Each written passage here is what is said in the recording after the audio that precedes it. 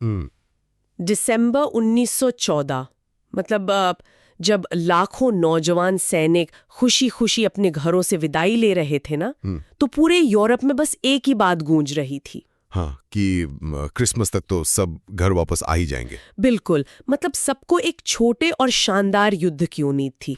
लोगों को लग रहा था कि बस कुछ ही हफ्तों में एक निर्णायक लड़ाई होगी और फैसला हो जाएगा। लेकिन वो वापस नहीं आए, या यूं कहें कि जिस तरह से वो गए थे वैसे वापस नहीं आए। सही कहा। इसके बजाय उन्होंने अनजाने में जिस चीज की शुरुआत की, वो कोई शौर्य या वीरता की कहानी नहीं थी। वो इतिहास की सबसे बड़ी, सबसे भयानक पीसने की मशीन थी, जहां इंसान सिर्फ एक कच्चा माल बनकर रह गया। और मुझे लगता है यहीं से हमारी आधुनिक दुनिया की एक बहुत ही खौफनाक समझ की शुरुआत होती है।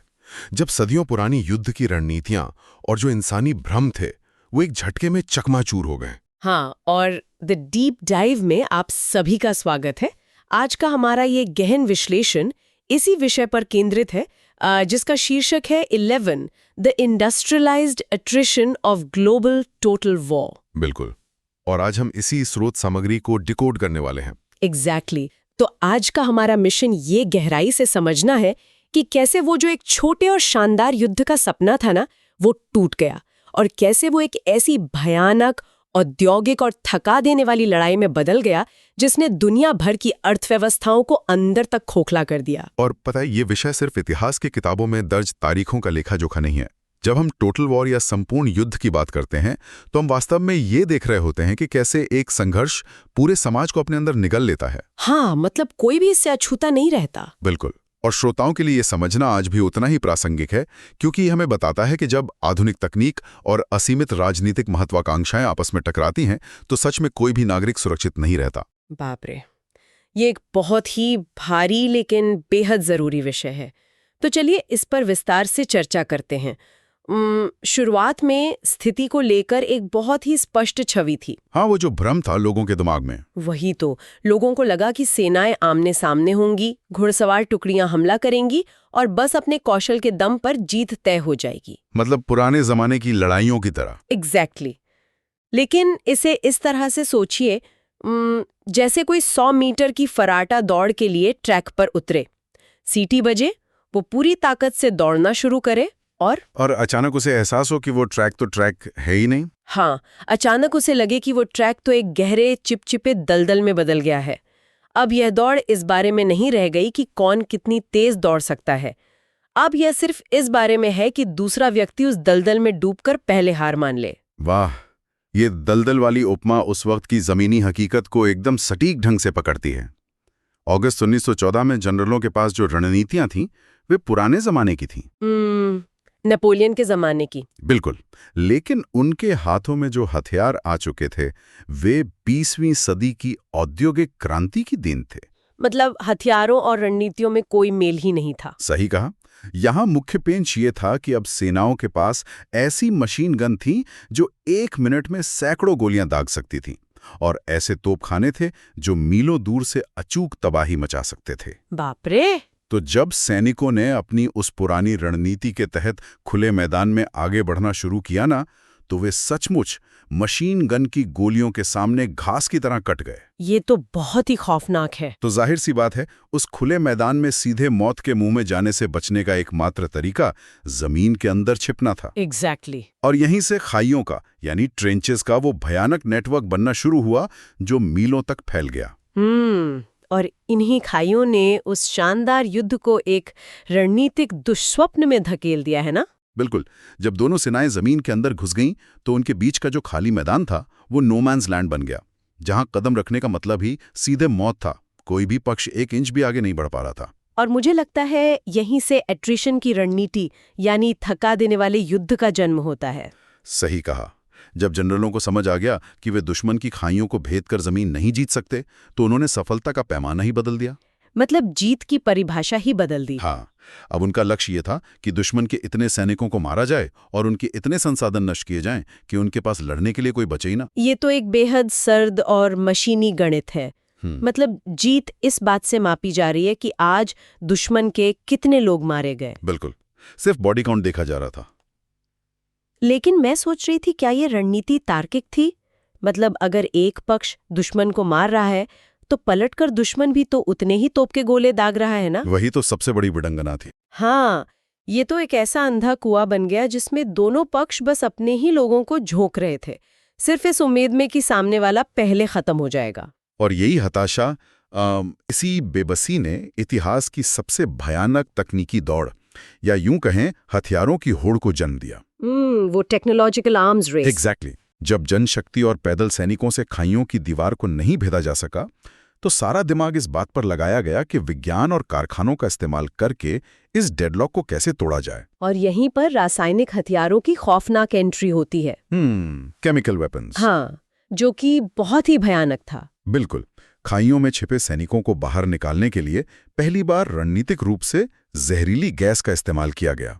हवा के रुख का फायदा उठाकर छोड़ी गई इस गैस ने दुश्मन की खाइयों में सच में तबाही मचा दी। लेकिन यहाँ सबसे हैरान करने वाली बात यह है कि गैस का इस्तेमाल शुरुआत में मनोवैज्ञानिक और शारीरिक रूप से भले ही बहुत भयानक था, लेकिन गैस की एक बहुत बड़ी समस्या होती है, हवा का रुख। बिल्कुल। हवा का रुख बदलते ही वो खुद की ही सेना की तरफ वापस आ सकती है। बाप रे, मतलब खुद के ही हथियार से खुद को खतरा। हाँ, और सबसे बड़ी बात, इस हथियार का प्रभाव बहुत अल्पकालिक साबित हुआ, क्योंकि कुछ ही समय में दोनों पक्षों ने गैस मास्क विकसित कर लिए। तो फिर से वही बात हो गई, एक बार फिर वही पुराना गतिरोध सामने आ गया। एग्जैक्टली। और फिर इस गतिरोध को तोड़ने के लिए टैंकों का आविष्कार हुआ, एक ऐसी बख्तरबंद मशीन जो गोलियों की बौछार के बीच से गुजर सके। हाँ, जो कांटीले तारों को कुचल सके और खाइयों को आसानी से पार कर सके। बिल्कुल। इसके साथ ही आसमान में हवाई जहाजों का और समंदर के नीचे पनडुब्बियों का इस्तेमाल भी शुरू हो गया। लेकिन यहाँ मेरे दिमाग में एक सीधा और चुनौतीपूर्ण सवाल उठता है। क्या सच में इन नई और खतरनाक मशीनों ने उस गतिरोध को तोड़ा? ये एक बहुत ही अहम सवाल है। हाँ, क्योंकि मुझे लगता है कि क्या इन्होंने वाकई कोई समाधान निकाला या फिर इन्होंने सिर्फ मौतों का आंकड़ा बढ़ाने का काम किया, मतलब मारने की प्रक्रिया को ज्यादा कुशल बना दिया। क्योंकि ऐसा लगता है कि हर नए आविष्कार ने खाई के उस पार बैठे दुश्मन को सिर्फ और अधिक क्रूर हथियार बनाने पर मजबूर किया। आपका ये सवाल इस पूरे संघर्ष की आत्मा पर चोट करता है। सच्चाई तो यही है कि तकनीक ने तुरंत कोई निर्णायक जीत नहीं दिलाई। तो फिर इसने क्या किया? इसने युद्ध को एक औद्योगिक हत्या में बदल दिया। अब ये बिल्कुल मायने नहीं रखता था कि मोर्चे पर खड़ा सैनिक कितना साहसी है या उसकी ट्रेनिंग कैसी है। मतलब इंसान की बहादुरी का कोई मोल नहीं रहा। बिल्कुल नहीं। एक मशीन गन या तोप के गोले को इस बात से कोई फर्क नहीं पड़ता कि सामने वाला कितनी बहादुरी से लड़ रहा है। युद्ध अब इंसानी जज्बे का नहीं, बल्कि कारखानों की उत्पादन क्षमता का परीक्षण बन गया था। अच्छा, तो जो ज्यादा हथियार बनाएगा वो जीतेगा। एग्जैक्टली।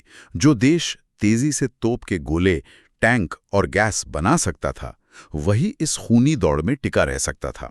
और यहाँ बात सच में बहुत दिलचस्प हो जाती है।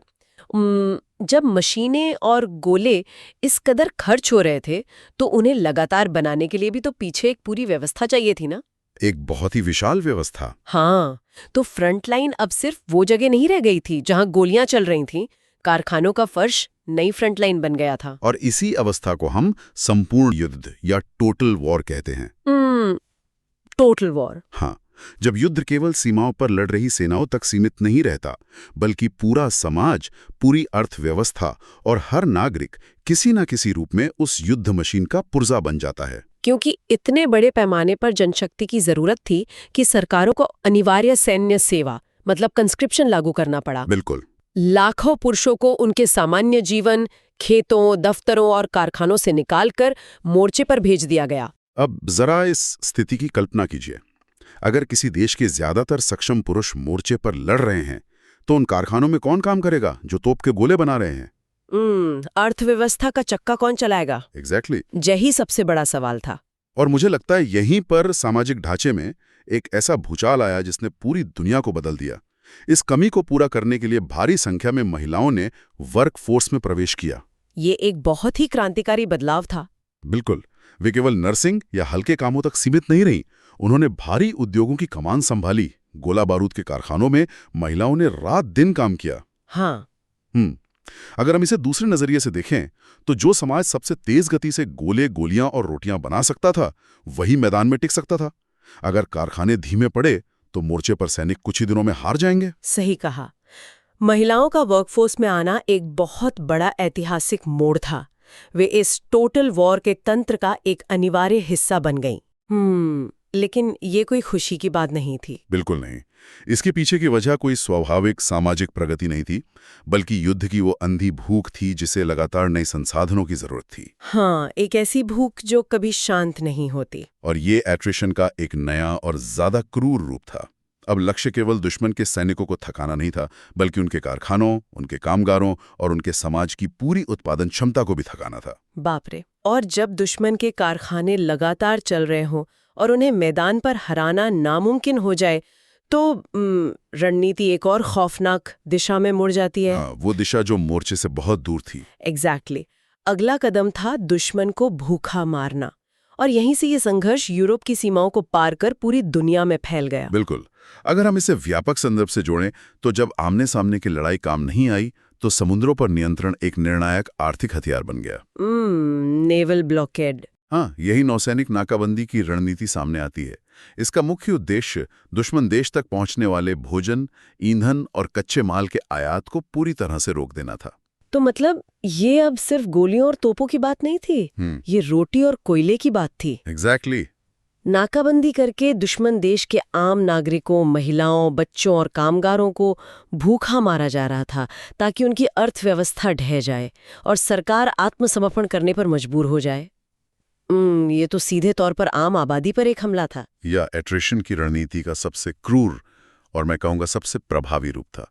इसे इस तरह समझिए, ये एक अजगर की तरह था जो धीरे धीरे अपने शिकार का दम घोट रहा हो। बाप रे, ये उपमा तो सच में डराने वाली है। हाँ, भोजन और ईंधन की आपूर्ति का कटना अक्सर मोर्चे पर चलने वाली बंदूकों से भी ज्यादा घातक साबित हुआ। क्योंकि बिना खाने के कोई कैसे लड़ेगा? बिल्कुल। जब नागरिकों के पास खाने को पर्याप्त अनाज नहीं होगा तो कुपोषण और बीमारियां फैलेंगी। भूखे मजदूर कारखानों में काम नहीं कर पाएंगे, हथियार मिलेंगे और ना रसद। सही बात है, पूरी चेन टूट जाएगी। और जाहिर है जब एक पक्ष नाकाबंदी करेगा तो दूसरा पक्ष हाथ पर हाथ धरे तो नहीं बैठेगा ना। जवाब में पनडुब्बियों का इस्तेमाल शुरू हुआ, जिन्होंने व्यापारिक जहाजों को डुबोना शुरू कर दिया। और इसी नाकाबंदी को लागू करने और तोड़ने की कोशिश में ये युद्ध सच में वैश्विक हो गया। ग्लोबल हो गया। बिल्कुल। जब आप एक वैश्विक साम्राज्य होते हैं तो आपके संसाधन भी वैश्विक होते हैं। प्रमुख शक्तियों ने अफ्रीका और एशिया में अपने उपनिवेशों से लाखों मजदूरों और सैनिकों को इस युद्ध में झोंक दिया। हाँ, मतलब दुनिया का कोई कोना बचा ही नहीं था। और वहीं दूसरी ओर जब पनडुब्बियों के जरिए हर उस जहाज को डुबोया जाने लगा जो दुश्मन के बंदरगाह की तरफ जा रहा था, तो तटस्थ देशों के जहाज भी इसका शिकार बने। जो देश युद्ध में शामिल भी नहीं थे। हाँ, और इसी असीमित पनडुब्बी युद्ध ने अंततः संयुक्त राज्य अमेरिका जैसी बड़ी ताकतों को भी इस युद्ध में खींच लिया और चीन भी इसमें शामिल आ गया। मतलब प्रशांत महासागर से लेकर अफ्रीका तक हर जगह ये लड़ाई फैल गई। एग्जैक्टली। तो इस पूरी तस्वीर को देखकर क्या हम ये कह सकते हैं कि इस युद्ध का फैसला सबसे बेहतरीन सैन्य रणनीति ने नहीं किया, बल्कि दुनिया के सबसे बड़े गोदामों और सुरक्षित समुद्री रास्तों पर कब्जे ने किया? ये निष्कर्ष 100% सटीक है। जो पक्ष अपने वैश्विक आपूर्ति तंत्र को बचाए रख सका और दुश्मन के आपूर्ति तंत्र की नसें काट सका, अंत में वही खड़ा रह सका। तो ये जनरल्स की जीत नहीं थी? बिल्कुल नहीं। ये रसद, साजो सामान और आर्थिक सहनशक्ति की जीत थी। लेकिन ये सहनशक्ति भी कब तक टिकती? मतलब इतनी भयानक वैश्विक भुखमरी, पूरे समाज के संसाधनों का इस तरह से निचोड़ा जाना, किसी न किसी बिंदु पर आकर तो इस पूरी व्यवस्था को टूटना ही था ना। और टूटा भी। हाँ, हम अब युद्ध के अंतिम और सबसे दुखद परिणाम की ओर बढ़ रहे हैं। बिल्कुल। इस युद्ध का अंत किसी शानदार सैन्य जीत से नहीं हुआ। ऐसा नहीं था कि कोई सेना किसी राजधानी में विजयी जुलूस निकाल रही थी और युद्ध खत्म हो गया। तो फिर कैसे हुआ? इसका अंत प्रमुख शक्तियों के पूरी तरह पतन के कगार पर पहुंचने से हुआ। यानी वो बिंदु जहां पूरा का पूरा सिस्टम अब और बोझ नहीं सह सकता, एकदम ब्रिंक ऑफ कोलैप्स। सही कहा। एट्रिशन की रणनीति ने अपना काम कर दिया था। उसने सिर्फ दुश्मन की सेनाओं को नहीं हराया था, बल्कि उन समाजों की नींव ही उखाड़ दी थी जो इसे लड़ रहे थे। बाप रे। संसाधनों की पूर्ण समाप्ति हो चुकी थी। लोग भूखे थे, अर्थव्यवस्थाएं पूरी तरह तबाह हो चुकी थीं। और जब जनता के पास खाने को कुछ ना हो और लगातार मौत की खबरें आ रही हों, तो जो सामाजिक अशांति पैदा होती है वो क्रांतियों को जन्म देती है ना? एग्जैक्टली इसी का परिणाम था कि रूस, जर्मनी और ऑस्ट्रिया हंगरी जैसे सदियों पुराने साम्राज्य अंदर से टूट गए और ताश के पत्तों की तरह ढह गए। ये एक ऐसा पतन था जिसने विश्व के नक्शे को हमेशा के लिए बदल दिया। जो समाज इस औद्योगिक दलदल में सबसे पहले गिरे, उनके नागरिक विद्रोह कर रहे थे, उनके सैनिक हथियार डाल रहे थे। क्योंकि अब लड़ने के लिए न तो कोई संसाधन बचा था और न ही कोई इच्छा शक्ति। बिल्कुल। ये इस बात का एक स्पष्ट और निर्मम सबूत है कि एट्रिशन की रणनीति कितनी क्रूर होती है। जब किसी देश को पूरी तरह से पीसने का फैसला किया जाता है तो अंत में जो बचता है वो जीत का कोई जश्न नहीं होता।